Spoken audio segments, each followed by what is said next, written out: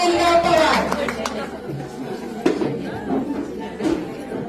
एक शिक्षक म्हणून कार्यरत असताना त्यांनी सामाजिक क्षेत्रातही कार्य केलेले आहे. त्याचीच दखल घेऊन त्यांना आतापर्यंत पद्मश्री पुरस्कार मिळालेला आहे.